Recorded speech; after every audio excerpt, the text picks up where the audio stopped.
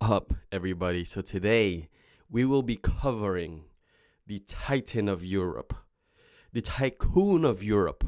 His name is Bernard Arnault. This guy achieved it all. Okay, he's still running a successful business at the age of 75. He has found his passion and continuously works on improving the business in every angle, every aspect.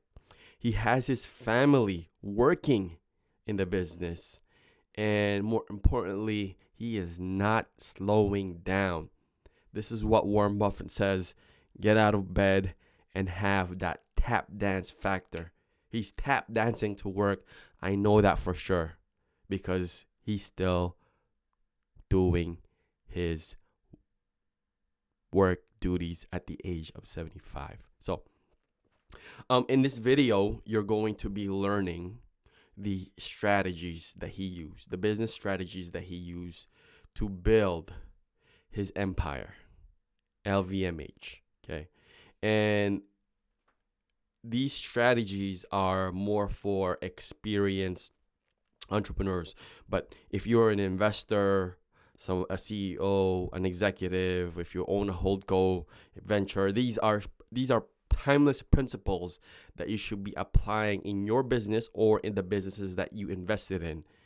These strategies are timeless, life changing, and more importantly, it's going to give you more arsenal in your tool belt when it comes to growing, expanding, and putting the strategies to work. All right, so let's start off with one of the strategies that Bernard applied in his business. And he also recommended a book. And first, let me just tell you what happened. So, Bernard avoids saturated markets.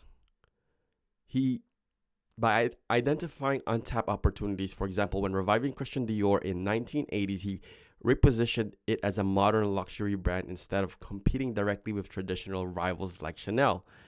This strategy aligns with Blue Ocean strategy principles, which he endorses. So the first business principle is Blue Ocean strategy: create uncontested markets. So one of the books that he recommends is Blue Ocean strategy, and that is the principle. And how does this apply to you? What you're doing? Well, what you need to do is you need to identify niches where the competition is irrelevant by redefining value for customers. If you can avoid saturated markets, create your own market, then you are not competing.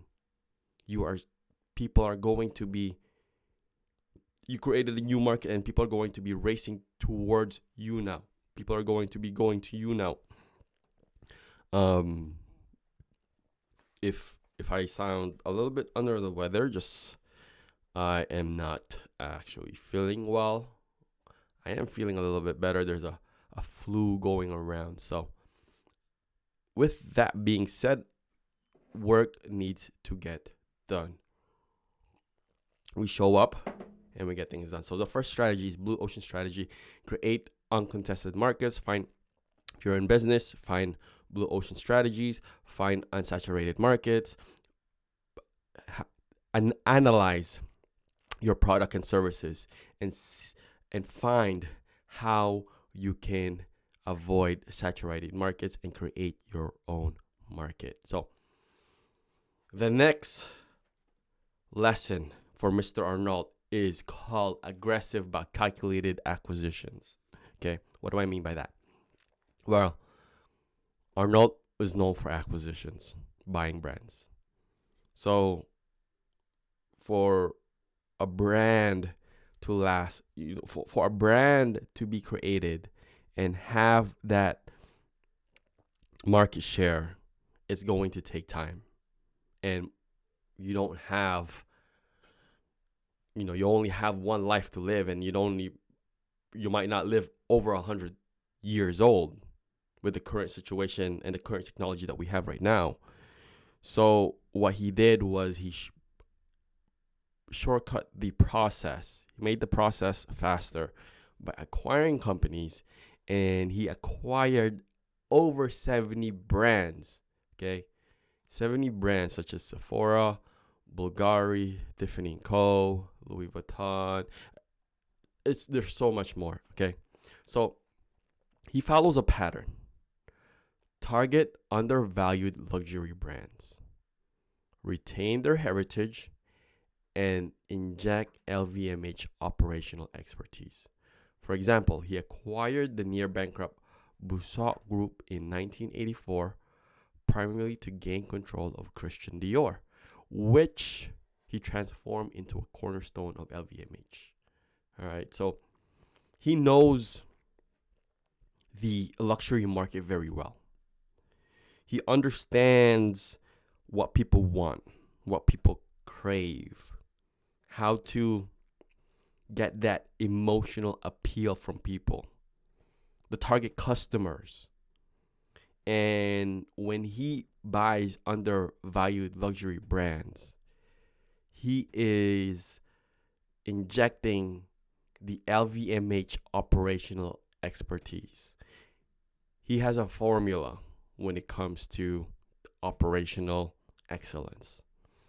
And if that formula, okay, if he sees a company, sees the potential in a company, and he knows that he can inject the operational excellence, he will acquire those companies, and then boosting the valuation, the market share of LVMH. Bernard also goes to not every store, but whenever he can, he goes to the stores and inspects them and figures out and makes sure everything is aligned. The positioning of the counter, the people, everything. He's just like Sam Walton when it comes to operation. He's very maniacal. He's very detail oriented. So the lesson here is, one, aggressive calculated acquisitions. Where can you buy companies, services, whether it's vertical acquisition or horizontal acquisition, okay? And can you inject your playbook and turn that business around? Vista has a playbook when it comes to growing software companies, software enterprise. Do you have a playbook when it comes to buying that business, and what is your strategy when it comes to maybe a merger or integration of products and services, or what is the strategy for injecting your systems and procedures into that company, which will then increase the profits? So that's the main takeaway. That's the main strategy. Acquire strategically, focus on the long term, and more importantly, if you do that, you will minimize the risk of acquisitions. Now, another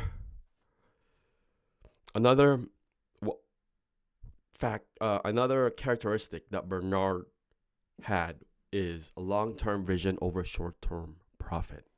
And Arnault, 34.4 stake in Gucci in 1999, aimed to integrate it into LVMH portfolio. When blocked, he sold his share to Arnault for a 700 million profit, but retained long-term relationship with Gucci's suppliers and designers. So we have to prioritize relationships and brand equity over immediate wins. And he saw that. That was the strategic play. Because if you have the right type of relationship and with the right type of people, and you have brand equity, that's going to pay a lot of dividends down the road. So don't sacrifice short-term profit for your vision. Don't sacrifice short-term pleasure for long-term success. And that's what every successful person, business owner, athlete, whatever it may be, this is how they think. So remember that. All right, another one. So the brand autonomy with centralized support. So LVMH allows acquired brands such as Louis Vuitton, Fendi to operate independently while leveraging the conglomerate supply chain and marketing resources. This balances creativity with efficiency. So people run the business. So you got to have the right type of people. And how does this apply to you is you got to empower your team to innovate and provide them infrastructure to scale, give them the support, give them the tools, the resources that they need to perform at the highest level. If you look at Renaissance Technologies, Jim said, I recruit the smartest people, allow them to work, and provide them the best tools they need. And this is the same thing. Allow great people to work. Great people don't want to be micromanaged. So empower teams to innovate, to embrace. And when you're innovating, okay, there's going to be challenges, setbacks, failures. But if you have a right type of culture, then that is fine. If you have the right type of culture, those things, eventually, one of the experiments is going to turn out really, really well and provide a good return of time and investment. So, what is the culture of your team? How are you going to allow the team members to thrive? What support system do you have? And in LVMH, they also have a strong supply chain with marketing resources. So the other companies that are operating independently, such as Louis Vuitton, Fendi, they leverage those supply chain. And that is having access to Bernard's supply chain and marketing resources, that is a good resource to have if you are a brand. Now, this one is very, very important. This one is very important. And we call it luxury, exclusivity, and craftsmanship. Okay, so what do I mean by that? Arnault emphasizes the luxury strategy and focusing on scarcity, heritage, and artisanal quality. For instance, Louis Vuitton limits production to maintain exclusivity, and LVMH invests in craftsmanship schools to preserve skills. Okay, let me say that again. LVMH invests in craftsmanship schools to preserve skills. Now, what does this mean? Well, if you cultivate exclusivity through quality, right, then you are building a moat. If craftsmanship will be a lost art, but Bernard preserves it, then how many people can really have access to that information? Only Bernard. And that's what will make his brands be authentic. And that's why nobody can imitate the brands that he has.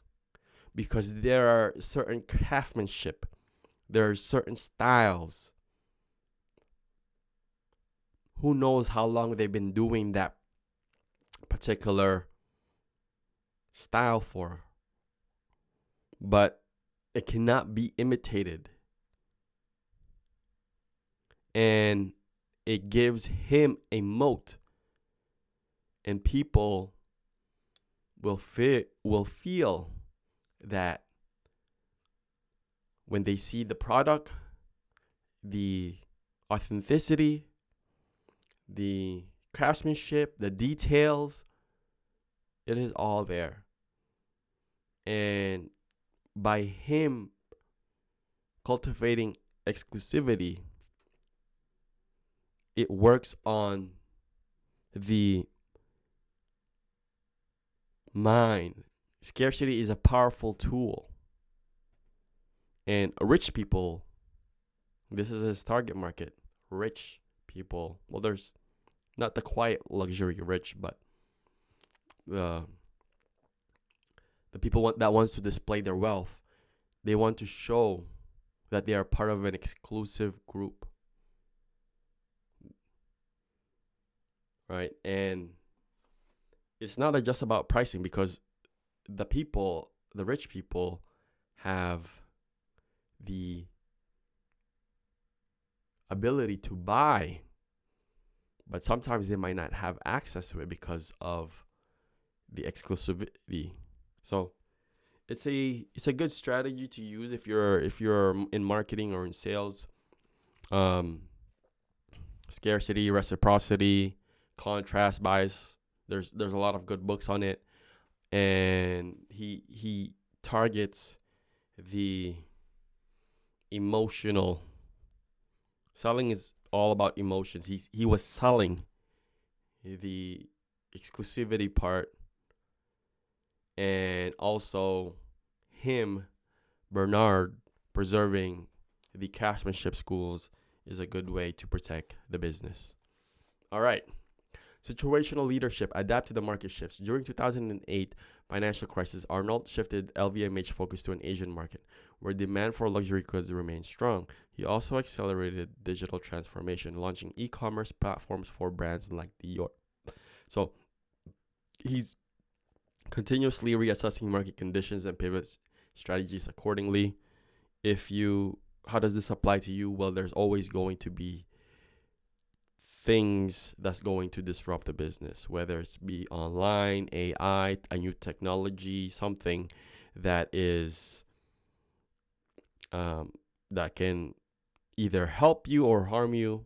Well, as a business owner, you have to be on top of those things, and you have to be adaptable. So he was able to adapt. He continuously assessed the market conditions and then pivot strategies, keyword pivot strategies accordingly. Right? If you pivot and adapt and you see what's going on, if you see there's more people buying online, then the platform, like, you can use and utilize the right tools to help you expand and grow your business. And especially now with AI, there's a lot of disruption going on. So excuse me. That's what needs to happen. Okay. Be nimble, adaptable, and pivot strategies accordingly. 7. All right. Strategic patience in negotiation. So this one is very important. This is a negotiation tactic. In the Tiffany & Co. acquisition in 2021, Arnault delayed closing the deal during the pandemic to renegotiate the price from $16.2 billion to $15.8 billion, leveraging market uncertainty because of what was happening in the world, COVID. So when you're negotiating, okay, how does this apply to you? When you are negotiating, use timing and external factors to strengthen your bargaining positions. In this situation, he was dealing with the uncertainty of what was going on in the world. And everybody knew that at some point, we were going to go back to the non-lockdown days. And if you were able to buy assets, imagine buying a casino at a discounted rate, then once they open up, gets busy again, boom, you had an arbitrage. Okay, so use timing and external factors to strengthen your bargaining positions.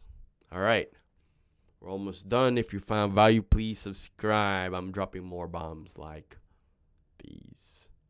All right, number 8, political and cultural savvy. To smooth the Tiffany acquisition, Arnault opened a Louis Vuitton factory in Texas, creating jobs and gaining favor with the Trump administration, which could have blocked the deal.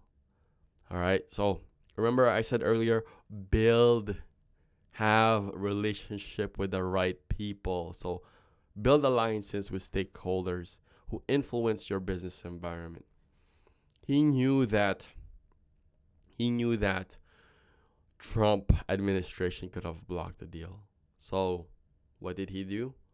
Well, Trump really loves America and he cares for the American people. So Arnault opened up a Louis Vuitton factory in Texas, creating jobs and gaining favor.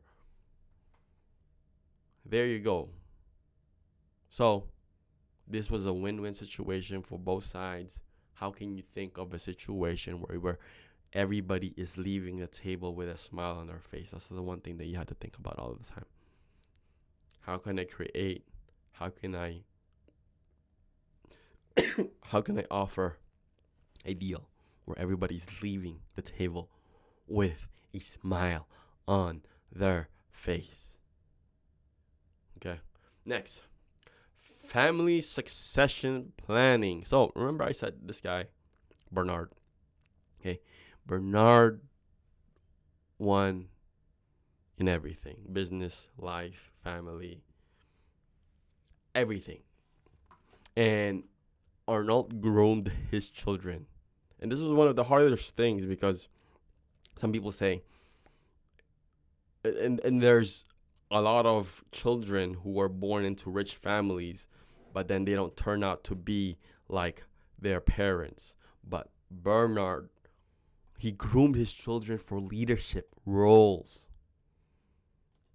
at a very, very early stage. So, Delphine Arnault, CEO of Dior.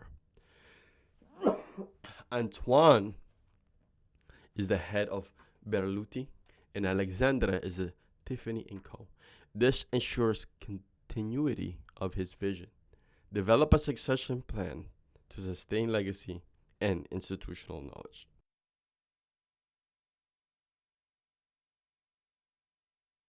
Oh, I'm sorry.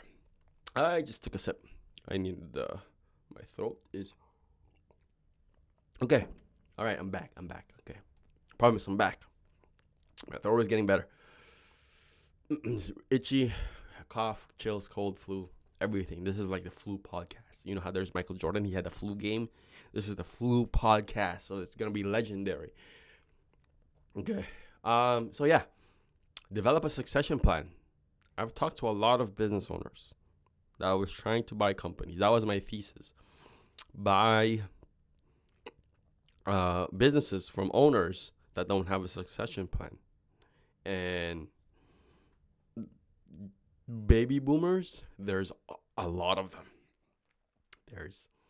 They all have, well, not all have, a significant amount of them have a business and they don't have a succession plan. So what's going to happen? They want to take care of the employees. They want to take care of the customers. They want to take care of their baby, which is their business. They don't want to close it down. So that's why that was a great investment thesis, because it worked. And that was the gap in the market. And it's still a gap in the market. There's so much business owners that is going to retire and there's not enough buyers. But anyways, have a succession plan. Whether it's employee, buy in, buy out, sell to a competitor. Some people don't want to do that. Most people don't want to do that. Maybe pass on to your kids. Get your kids to start at a young age. Get them if the kids like the business, then structure a plan for them to take over the business, but have a succession plan, right? Arnault's succession plan is his kids taking over. Not only he has built a successful business, but he has raised amazing kids that are CEOs and head of the companies that he bought. It is really truly a family business. And next, last innovation through creative tension. So Arnault pairs creative directors, Marc Jacobs at Louis Vuitton, with business-minded CEOs to balance artistry and profitability. This creative tension drives innovation while maintaining fiscal discipline.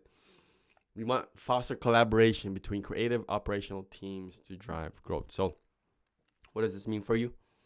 Well,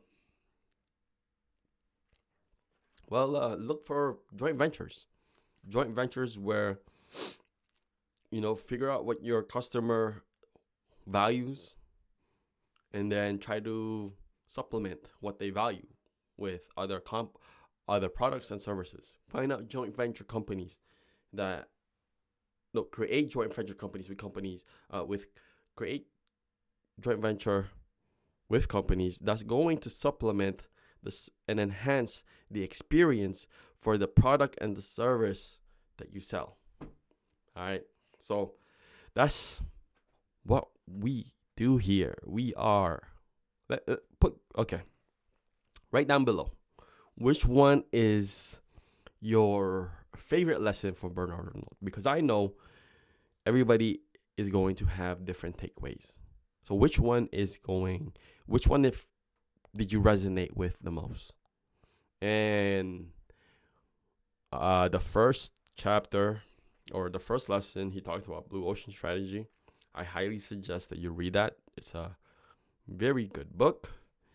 And with that being said, I made it. I made it through the flu podcast. And if you found value in this podcast and you stuck till the end, then subscribe, comment, like. I want to hear your feedback. If you don't like it, if I talk too slow, if I talk too fast, if you like the way I cover things, or if you want me to cover somebody else, then there are times where I do an analysis of a titan or a tycoon, and there are times that I cover Howard Marks' take on the market.